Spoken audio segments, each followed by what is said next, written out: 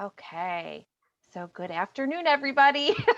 I feel like we already done these introductions, but thank you so much for joining us on our Retail Bakers of America Town Hall meeting. We're so happy to have this one back. It's been a while since our last one. I know we've all had a very busy spring season, and as we were just sort of chatting offline, we're all getting very busy during the summer too. So with all of our weddings and things coming back. So welcome from all of us at the Retail Bakers of America. We are very glad to have you. Jamie, I'm going to go ahead and give your bio. So we are very excited to have Chef Jamie Simpson on the call today.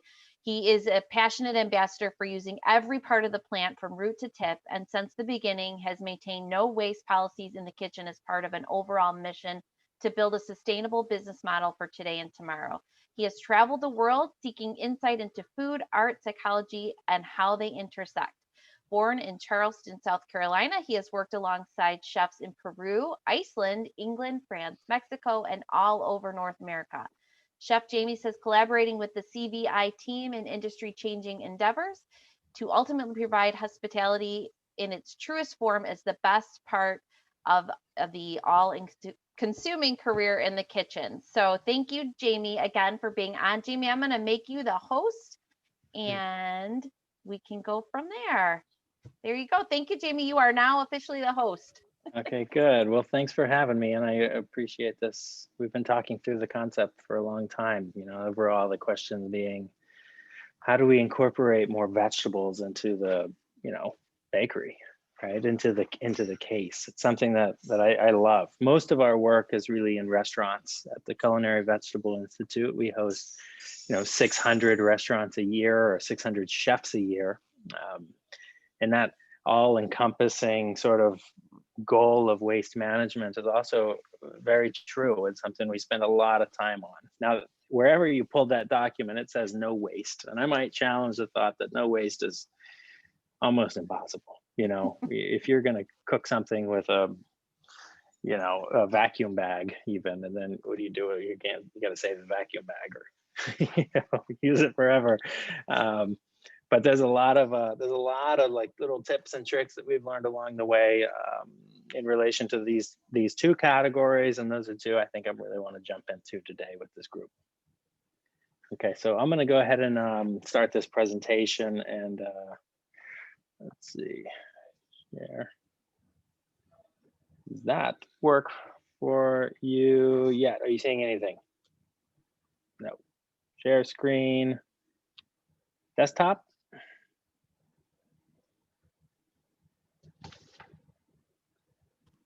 I have it on mine too, Jamie, if you want me to share. I know I'd have to advance the slides, but if you want me to, I can do that. Okay, one second. I think I found a...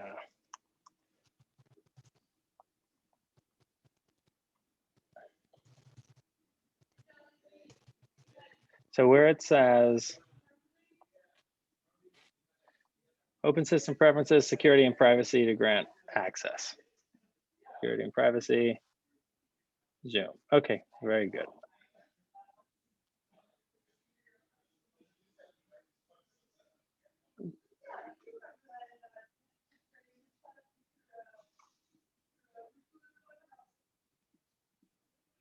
Okay, you good now? Yes, there we go. Great. So we'll open here. When we started this project, the Culinary Vegetable Institute is almost 20 years old today. It was built on a farm called the Chef's Garden. The Chef's Garden, if anyone's heard of it, is a vegetable farm that grows vegetables for chefs in restaurants globally. We grow 600 varieties of vegetables on a 300-acre farm. And of those 600 varieties of vegetables, we produce 10,000 SKUs. Now put that in a bakery case.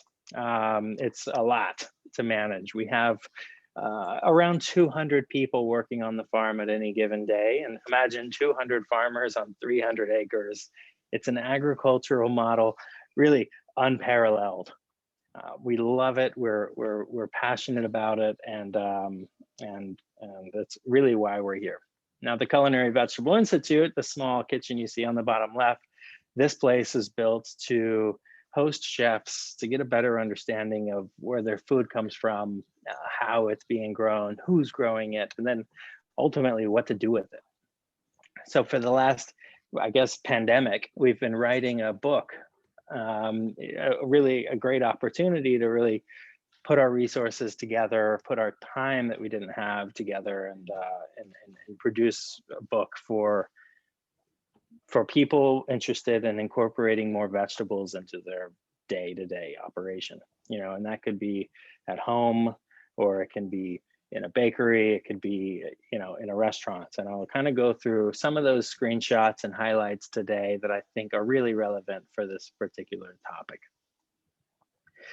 I have broken this presentation into 3 categories. One being what we'll refer to as like caramels, one into like anglaise based things, and then another one into just baked goods. The caramel specifically would not only caramels, we're also going to include marshmallows into that, because it's kind of sort of getting into the same process. But vegetable caramels in general are a really beautiful place to bring ingredients. You don't need whole perfect vegetables. You don't need you can use pulp. You can use ugly fruit or vegetables. We take onions and carrots and beets and red peppers, pumpkins, whatever we're long on. We reduce the juice to about 240 degrees, and then we mount butter. And sometimes we'll add salt. And now, what I find interesting about this are the savory applications of it, but we absolutely utilize this in plated desserts all day long. Now, if you're all probably familiar with making caramels, I'm just going to give you a few interesting ingredient, inclusions outside of sugar, water, milk, cream, butter. Our carrot caramel. The carrot caramel was the sort of beginning of this concept, and it was one where we said, look, we're going to make 24 textures of carrot for a 24 karat gold ring. Go. And then everybody in the kitchen started exploring this concept, and one of those textures, one of the most standout and memorable ones, was the carrot caramel. Literally, carrot juice reduced to 240 degrees. In this case, we've added sugar, butter, and cream. Delicious, super simple. Can be reduced further if you wanted it stiff, or if you wanted to slice them or cut them. But really great. Butternut squash, chewy caramels are really, really amazing. Onion caramel. Now, the same exact process. We've just changed the primary ingredient to it, and then ultimately what we find is applications change, which is really great. So this is like page 1 in our new book, the allium or onion caramel.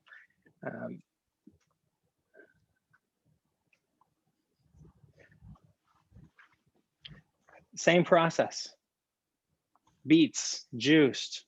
Reduce the beets to 240 degrees. In this case, now we're pouring that caramel over gelatin, and we're going to whip them until they're fluffy, and then we cast it in a pan until it sets up. Now, I brought some of these with me. Does anybody in this group make marshmallows in the shop? Yeah, you make marshmallows? Okay, good. So we have found we really love our marshmallows to age. We'll wrap like this pan. I don't know if you can see this. Was vacuum sealed, and we just let it age in the like at room temperature for a couple weeks until they really start to almost homogenize and really, really soften. The beet marshmallows are great. For me, they really taste like beets. They can hold and handle high temp cooking. We can skewer them and put them on fire without them falling off, which is great. I don't know if part of that aging process is key there, but it's a lot of beet juice reduced down, and then we whip it back up to that initial volume. I mean, they smell like beets, which is really fun. The point is that it doesn't have to be beets. You know, if there's any single vegetable that is inherently high in sugar, you could also consider it in this same technique. We can share this slide or take screenshots along the way, but there's a basic formula for our beet marshmallows.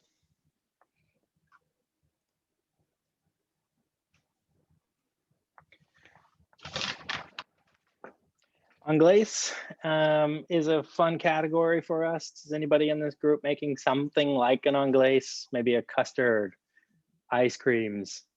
What else? Creme brulees. What else? Eggnogs in the holidays.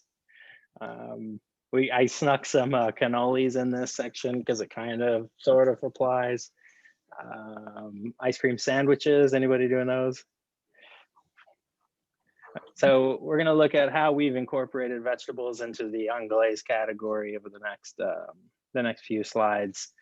And this one, first one, really starts into the custard. The custard is one that I've always loved. I've really loved this because of my interest in making them savory. You know, I'm always interested in making some kind of a savory custard, and I always lean on bakers to teach me how, which is great. So the first one we have is in the book, yuzu curd. The yuzu curd is typically, you know, a spoonable, almost pudding-like texture. In this case, we cast the curd and we bloom agar into it before we mount butter and allow it to set. When it sets, in about 2.5 to 3 minutes, we can dice it. We use these as canapes. We serve them with a flowering cucumber and a little cucumber sliced. The center custard is with sweet peas, and sweet peas blended. This is treated more like an Asian chawan mushi, you know, something you'd add like white soy to and miso maybe. You know, you almost want to keep this really savory, barely bound, and bury it with ingredients relative or related to the base. So this one's with peas, and I love this as well, but it can absolutely be a sweet interpretation if we were to review chawan mushi. The third one, we look to Italy, the sformatino, or sformatini, if you can see it. This is a cauliflower custard, and inside is a soft-boiled egg yolk. When you break into it, that kind of spoons out into a soup, and the whole thing can just be mixed well with, and served warm, which is great. Now, there could absolutely be some interpretation here. These are cast in cannelé molds, and by no means need to be covered in mustard blooms and cauliflower, but can definitely take a sweet direction. I find a lot of inspiration in this concept, the parsnip cannoli. Here we allow the skin be the skin and the flesh be flesh. We've taken whole parsnips and we steam them. When they're soft, we cut the parsnip skin from the flesh and we wrap that around a cannoli tube and bake it or fry it until it's glassy. And then we fill it with a puree of the parsnip flesh, and that can be sweetened. In this case, we've added a little white chocolate to the puree and let it temper in, and we pipe in and just crunch into it. We pipe these to order as well. They're really fun. We do them for parties often, and we don't stop with parsnips. This can be sweet potatoes, carrots, anything that has a little bit of starch to it and that can handle being fried or baked and go crispy.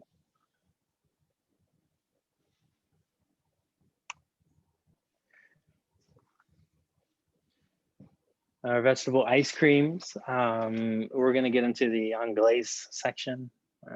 We've done a lot of work in this space. I serve an ice cream at almost every dinner. Every dinner we do, our menu changes. We might do, you know, 200 or 300 ice creams a year. which is really fun. Most of our ice creams, for reference, are not for big production. We use what's called a Paco jet, which is this very small, like 1 quart volume commercial equipment that can process small batches at a time. So we just do small batches generally of ice cream, and we do a lot of different ones.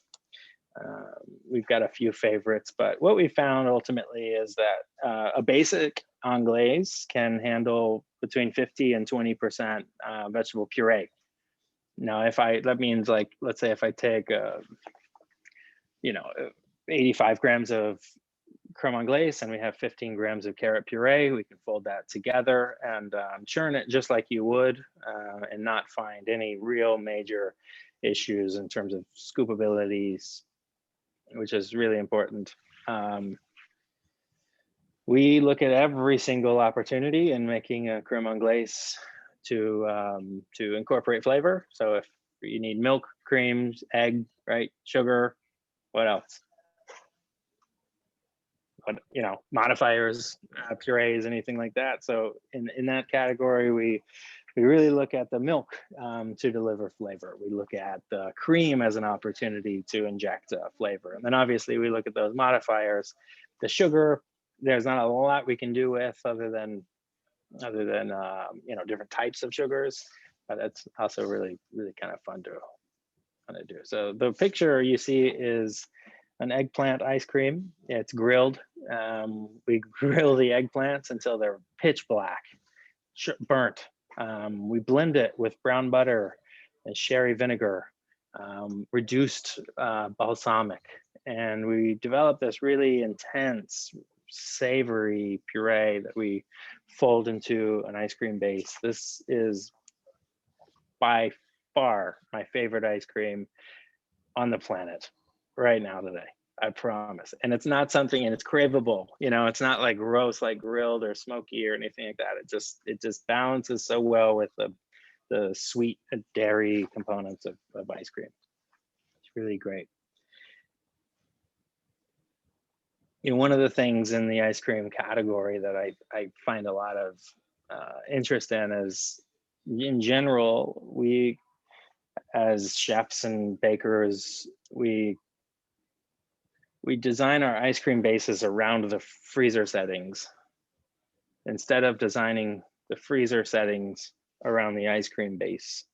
So the CVI, at the Institute, we've taken a lot of attention into determining the perfect temperature to serve ice cream, right? What's the right setting of the freezer? And so we have a little freezer dedicated to our ice cream, and when it comes out of the Paco jet, we'll store it in that freezer until it nails it, the temperature. And that's where we serve it, because not all ice cream is created equal.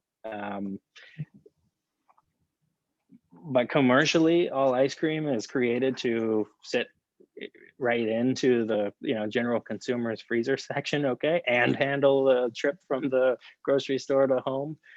So we do a lot of work in this space of just like, what else can we control in this category? And one is the actual freezer settings. It makes a big difference if you're serving ice cream that's not like, negative 10 degrees versus like 15 degrees Fahrenheit. It makes a really big difference in terms of like flavor delivery and how you perceive everything that's going on in the thing. So it's good. Oh, and that last line, I don't want anyone to think that these are healthy. these ice creams aren't healthy. Like maybe there's 15% carrots, and maybe it's healthier, but it's not healthy. We're just gonna put that out there. Can everyone see this? Okay, so this is our sweet potato ice cream.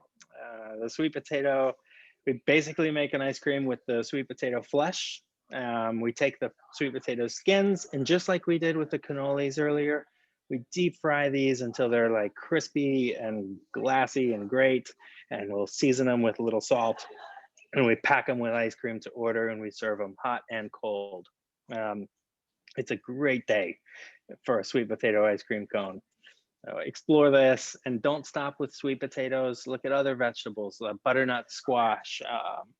If we were to keep the skin of the butternut squash, our little one, and we were to pack it with ice cream and scoop that little, seed pit out and put that back in the freezer, and then pull them out and slice them to order and give them to guests, it's great. Avocados are another great one. Use the shell of the avocado as a natural bowl and pack it with avocado ice cream and scoop that pit out, and serve that sliced to guests. It's gonna blow people away if you can get away with it. We love this.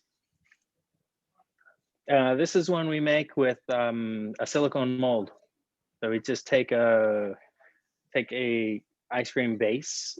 We add, again, 15 to 20% corn puree to. Within that base, we're also driving flavor along the way. The milk gets steeped with the cobs, and the cream gets steeped with the silk and the husk, and every layer of this thing is as much corn as possible. Then after it's churned, we'll pack it into these silicone molds. We'll pop it in a cold freezer. We'll slide them out, and then we slice these off at the proper temperature and serve them.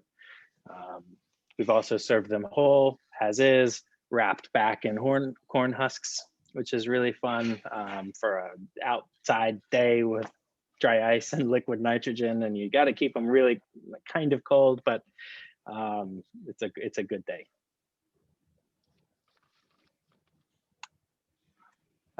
This is our peas and carrots. Another way to incorporate produce into desserts.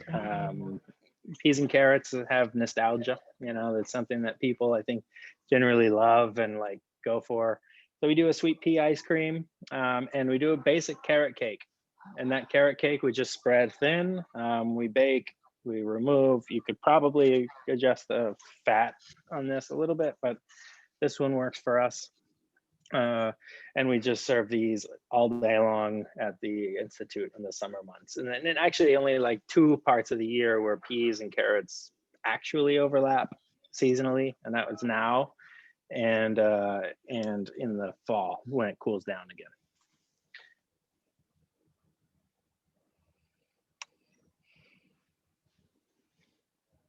So our final category is showing how we incorporate vegetables in baked goods.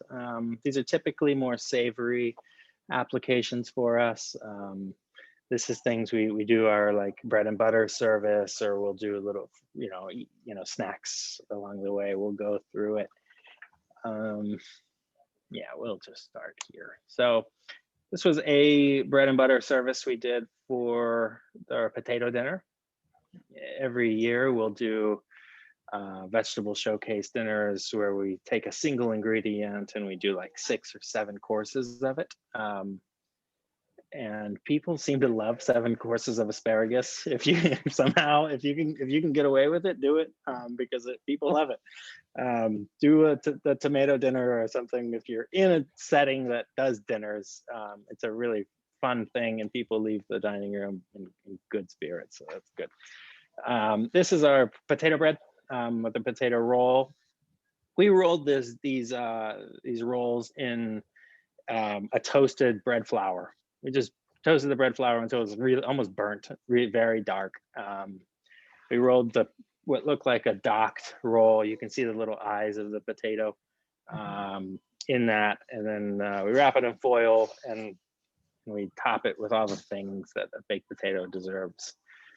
In this case, we put a little mashed potato in it, and some, butter and mustard blooms and bacon bits and chives and stuff like that. But it could go any direction you wanted to. It was just a kind of fun concept that we served to 75 people. And those little potato wedges that come out of the top make great little croutons later. Really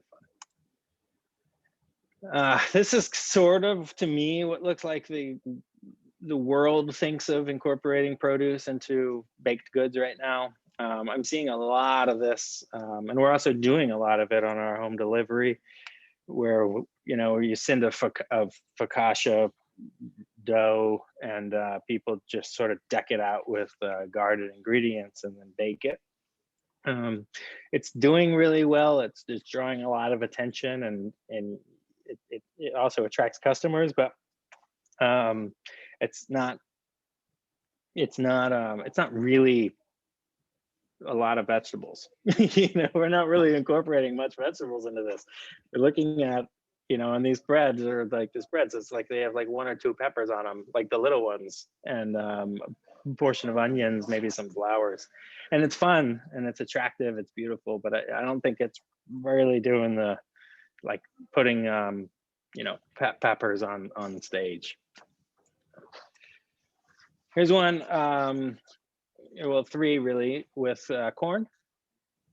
Corn is a fun category for us. We grow it for we grow it for our team. We do not grow it for the restaurants. We're in Ohio, and corn is a big deal up here, but we don't try and ship it. But here's a few. We do. This is baby corn, what we call baby corn dogs. It's those little tiny. It's this little tiny corn, baby corn that we'll put on a stick and then drop in a cornbread batter and fry. Basically, we serve it with the honey mustard. Very fun. This is a cornbread stuffed squash blossom in the middle, and that is basically. Do I need to move this? No, you can. Can you see the? Doesn't matter. So these cornbread, we pipe into squash blossoms. We tie them off. We let the fryer do the baking. In this case, the fryer is high temp. It blows up the cornbread batter. It almost pushes at the walls of the squash blossom. It does not get greasy as a result of the squash blossom sort of protecting it. We'll season it with salt. We serve them with honey. They're great. And the farthest one is a corn beer tea. We've been making a lot of tea lately. They're a great shelf stable item. We can build at any time. It takes 90 seconds to make, and we keep them on hand. We have sold, $8,000 in tea this spring and summer just by having it available, which is really good. So we take a lot of byproducts and we'll dry them down and we'll mix it with like teas, and we sell tea. I'm gonna drop this video on you. This is from Jenny at Jenny's Ice Cream. It seemed appropriate. We did this book, and the recipe she chose to highlight was actually that cornbread squash blossom. So she's gonna do a quick demo on how that happened.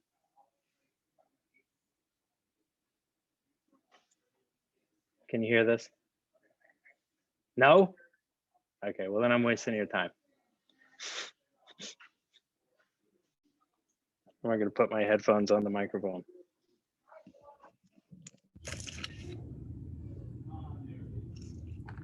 Oh my goodness. Yes.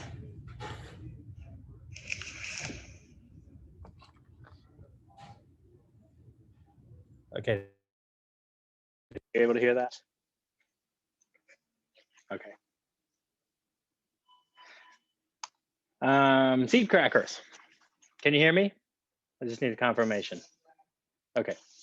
Seed crackers are one that we love as well. This is something you can literally just go to the grocery store, go to your purveyor, go through your spice cabinet, like just burn out all the seeds, bring them all, every single seed you can get your hands on, bring it. And then most importantly, incorporate a little bit of flax seed with it, a little chia if you can, basil if you've got it. But there are 3 seeds in this list that really develop what's called a mucilage. And in that, they basically make a gel. The only thing that's binding this cracker is the gel in which these seeds produce. So we take all the seeds and we'll add just enough water for them to hydrate, and it to become its own dough. All right, we'll then portion that dough and we just roll it out into the depth of the largest seed. You know, in this case, in the picture that you see, in this case, it's the sunflower seed. You know, it's the deepest seed in the mix. So that's the depth in which we roll these things out, and we bake them in the oven until they're crunchy, and we bag them and serve them, you know, for months out. You know, I have an Airbnb at the Culinary Vegetable Institute on the second floor. So this is an easy snack we throw up into the rooms for people to consume with other things. Really fun one. In this seed cracker, I have one here with me. I brought it all the way to DC. This was part of my carry-on luggage, along with the marshmallows. Is a seed cracker, and in it is hemp seeds and sunflower seeds and flax seeds, bene seeds, which is this kind of fun heirloom sesame seed of sorts. We've got chia seeds, basil, mustard seeds.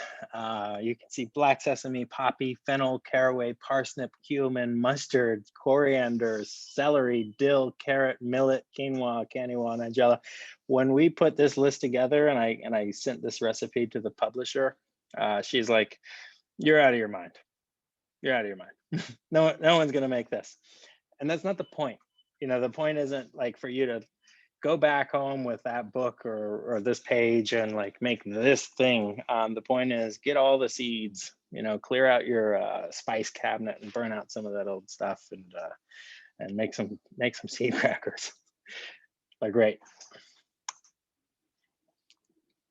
A financier. We all make financiers, I imagine this group has.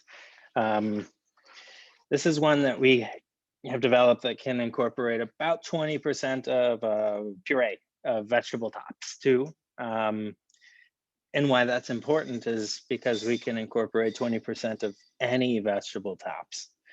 The vegetable tops by far are one of our largest categories of waste, by far on the farm. You know, it's one of those things that we don't sell turnips with the tops always. You know, we don't sell carrots with the tops always. And when I get these products in the kitchen, even like, and I receive carrots with tops on, I don't always serve all those tops. So, or onions. Here we've got a list of lettuces, even cabbage, radish, herbs, fennel, mustard, potatoes. Use the tops if you've got an abundance of them, work them into some sort of a savory little cake. The financier has been a great outlet for us. We make a bunch of these. Obviously almond flour and brown butter here as well. They're delicious. Anybody else making cakes with vegetable tops? Try it. I don't know, maybe the spinach cupcake might not go over so well, but it's worth a try. Oh, that's right. Yeah, so laminated spinach cracker. This is done with a pasta machine. Or I mean, if anyone has a sheeter, I don't. We use a pretty tight dough, and we'll lay in a bunch of leaves and just send it through, and then in between that layer, we'll brush water.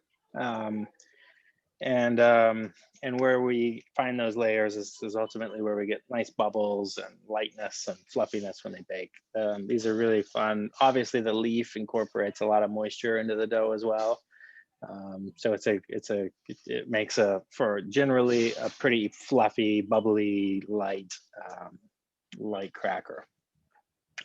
One I find, I think there's actual benefit to incorporating some leaf too.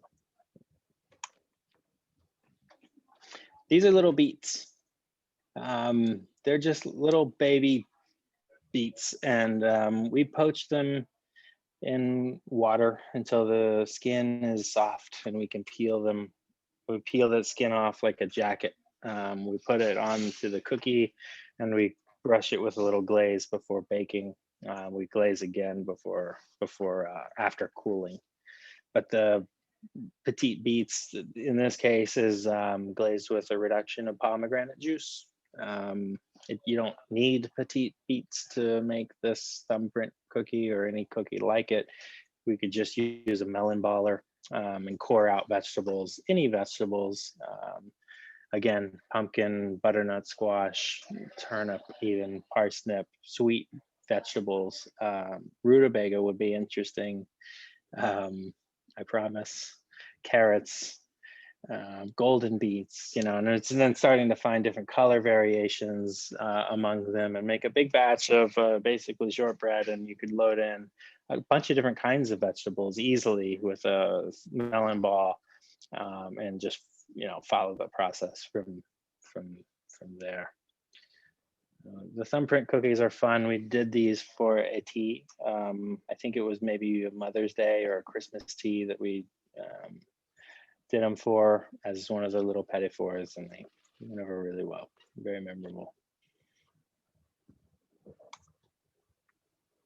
Honeycomb candy is another one we do. Does anybody make this stuff? We do. Patty? Love it. Love it. Yeah, it's so great. It's not really honey. You're going to incorporate a little honey into it. It kind of is candy, but it's stable at room temperature, sealed, and that's amazing for us. So we really try and lean into those things that we don't have to refrigerate or freeze or like wrap, or has like a short shelf life. So we make this and we'll crack it up, and we use it everywhere, and you can see pictured here is honeycomb candy on roasted squash. But it's just like in little bags. I'll be selling this at the farmer's market this year, the honeycomb candy, where people can come and pick it up. And it's super simple. Now the process is pretty straightforward. We take any caramel from sugar to 300 degrees. And then at that point, we add baking soda, and baking soda will produce a gas, and then you can dump that out and let it set up real quick. Very fun to make and beautiful and pretty delicious. What do you do with it, Patty? I was making sure my mute was off. We just sell it in bags. We're not doing anything with it, but I'm so stealing your idea with this beautiful squash and that glaze on here. Oh my gosh, that looks so good. Yeah, good. Yeah, I think if we were to do little baked sweet potatoes, they'd be really nice with sweet potatoes. It'd be really nice in like a salad, just to find that really kind of sweet crunchy thing in there would be really kind of interesting. Great texture. I've just never considered using it on our salads or doing it for anything, but I'm all over this. Because I love this stuff. I hadn't considered using it as a garnish or yeah. This is great. Good. Get into that. And that is our final slide here for vegetables and as they relate to baking and pastry. For us at the Culinary Vegetable Institute, we are also the bakers. I came into this space as a chef, was going to be a chef, and then they're like, there's no baker. So there's no pastry chef either, by the way, so it's been really fun. And I've learned so much from pastry chefs over the years into sort of coaxing flavor into my food and my sauces and things like that, but I hadn't had an opportunity really to bring the culinary world or my world and work with vegetables into the baking and pastry space until now, and that's been really, really fun.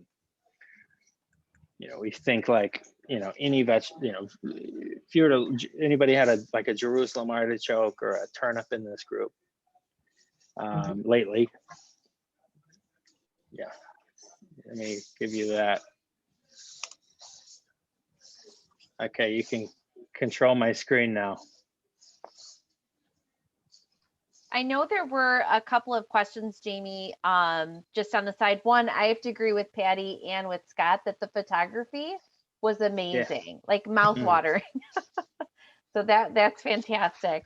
Oprah did have a question. She asked, do you ever pair the seed crackers with anything? What would be your recommendation?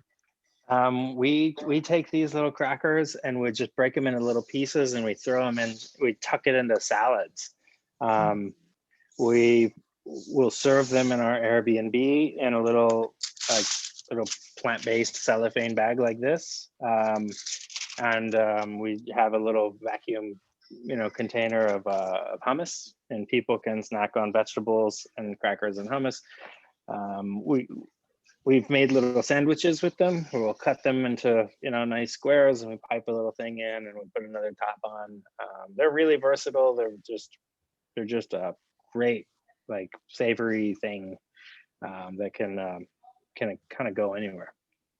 Yeah, it's like a crispier lavash, right? Yeah, right. With like coriander and Right. fennel in your face. Yum. Sounds great. So the spinach crackers that you made, so did you, I'm sorry. I have so many questions I want to ask. I mean, we just Patty, need. when are we going to go visit him? That's my question. I'm thinking road Come trip. on out. Yeah, I'm in. Come I'll drive on to out. Ohio. My husband would love it, and I know that your wife would too. Yeah. Okay, so the spinach crackers, like I want to make those yesterday. They look Okay. so good. But Yeah. I ordered the cookbook while we were sitting here. And Okay. is that recipe in there? No, the spinach crackers are not, but I can tell you how to make them real quick. If you take like AP flour and hydrate it to the ratio of fresh pasta. Okay.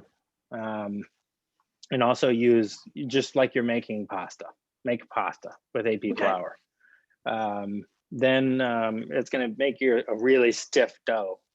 You're going to take that dough and you'll put it on a sheeter, and that's going to either be a vegetable sheeter, or you're going to hire someone to do it with a rolling pin and pay them too much to do it. We have sheeters. We're good. Okay. Yeah, exactly. It's going to take a year.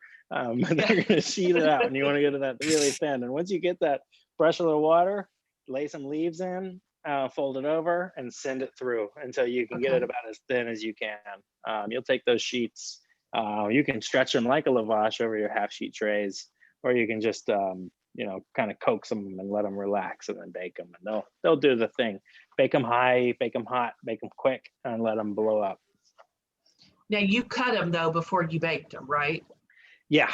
So after you let it rest. Yeah, our little pasta sheeter is only about like this wide. So what you saw were cracker strips are actually about this wide, because the sheeter is pretty narrow. And as we crank through it and send it through, and then take those strips and we cut them to about the length of the sheet tray and bake them. Okay, good deal. Thanks. And Jamie, So- I had another quick question. She said, is the book that we're referring to, is that called The Chef's Garden? Yes, that is it. And it came out like 3 weeks ago. It's been really great. It's kept us very busy. We just landed a Today Show spot in July. Oh, fantastic. Really excited about it. And the whole thing is like this, but it's about just bringing vegetables into everyone's day to day. Most of our work has been around like inspiring chefs and trying to affect the menu at Starbucks, but this book has really allowed us the opportunity to communicate with a new audience and different people in the industry. So it's been really great. And it's also easy for us too to Retail Bakers of America. I can just package some content that is relatable and then talk about it and hopefully inspire people. Yeah, very exciting. These are exciting. These little marshmallows. I'm a little jealous. I'm watching you eat them thinking, man, I love it. You were talking about the smell. You were talking about the chew. I'm like, yeah, I need one of those. You should have shipped us some of those and then talked about them, Jamie. Yeah, that was rude. Okay. I'm sorry. But so I have to ask, doing what you do and being where you are, do you eat meat? Yes, yeah, absolutely. Yep, we do. I think I found a pretty good balance in my life with with eating meat. Yeah, last night I was like, I just ate a vegan dinner at an Indian restaurant and didn't even think about it, right? And you know, if I'm at another restaurant and like they're just known for one thing, I'll happily order the thing if it's great. At home, we're vegetarian. We still love our you know, quesadillas and tacos and stuff like that. But in the restaurant, no, we cook and cure. We raise pigs. We raise chickens. We also have a small charcuterie program where we'll bring in a pig every, you know, year or so, and you know, make hams and bacons and lard and stuff like that. Nice. Yeah. Yeah, so from our restaurant, we save the scraps and then we feed, we have a hog farmer that comes and gets all of our scraps. And he always names our hog that we're going to harvest that year, Kevin Bacon, which but we have had so many Kevin Bacons over the years. Okay. But oh my gosh, the meat from that is so much better than what you can buy in the supermarket. And so at least our scraps are going somewhere. Yeah, that's great. Yeah, that's good. It's a good program. That's why we got pigs. You know, when I started looking at waste management, you know, I started with the garbage cans and then added recycle, right? And then it's a natural addition. And then there were things that just like didn't really belong in either of those two categories, and that was food. We started compost, and then I got really sad looking at this beautiful compost. So we added chickens, you know, and the chickens couldn't eat it all. So then we added pigs. Now we have 20 pigs. Just too many pigs. Pigs just stink, though. I mean, they just stink. Yeah, that's also true. That's true. It's just, they're just yuck, but they're good. When we actually, I can say, when we had like 3 pigs at one point, and they had about 2 acres. You couldn't smell them if you had to, you know. It would start once they really start to, like, you know, compile on and make the mud and like love that thing and live in one spot, they start to smell a little bit. Yeah. Bernadette, I think we need a road trip there. Agreed. Yeah, we could have a meeting there. I'll cast a vote for that. For Yeah. sure. Same here. I do have a question, Chef James. Thank you. And I know you guys are talking about road trip and things like that. And you mentioned about the Airbnb that's located there. Do you have a program for someone who wants like go and probably learn a little bit more in like hands-on in the kitchen, in the bake shop? Yeah, we actually have like 12 beds on property. There are in 4 rooms. One of those rooms, the nice one, is what we list on Airbnb. The others is for really like guests who want to come out and spend like a week with us or like some time with us. So we'll host chefs all the time. We don't have like a curriculum per se, but if there's a particular thing that you're interested in, we have a very dynamic team, from obviously like field to greenhouse, logistics, marketing, sales, maintenance, you know, you name it, we're doing it. Obviously then culinary and front of house, beverage, you know, event planning, marketing. It's a big thing. Overall, we have lots of positions on the farm, and if there's like one category of thing you're interested in, then generally people will stay at the Institute with us, and then they'll spend their days in that category of interest. And we'll cook some food along the way and pull some carrots and have fun, and we love it. Awesome. Well, just going on the website, like chefsgarden.com, would that be the best way to look into that? Yeah, there or the Culinary Vegetable Institute. Okay. And the Culinary Vegetable Institute will probably have a link to the Airbnb, okay. And to see that space. But if it's more like, you know, we keep our website kind of vague. But we do a lot of stuff. So if there's any kind of, you know, event or thing or just something that that you're really interested in, then yeah, just send us a note and we'll be happy to connect. Oh, that sounds great. Yay. So we're Thank you. actually just at 3 o'clock. Is there any other questions for Jamie before we say goodbye? Jamie, this was fascinating. And I It think really like was. everybody else, that's, you know, one of the things we've learned over the last year is our bakers really did the big pivot. Like everybody talked about this pivot and they really went to savory. So I think it's really interesting to sort of go that route and learn a little bit more about vegetables and incorporating that and that kind of thing. So I feel like this will be a very popular YouTube video for us for sure, as people sort of learn different ways to do things. So Right. We're Exactly. making right now a product for grocery stores for sandwiches, for like a vegetable sandwich that will live in the deli of grocery stores. And it's HPP. It's beautiful. It's got 10 or 12 different vegetables in it, which is great, and it's not a puck. So we also love it.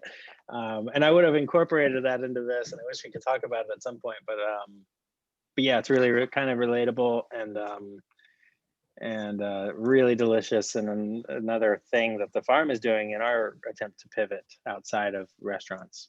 Right. very good. Good deal. Not to say we don't love restaurants. It's just that they're unreliable when there's a global pandemic. Right.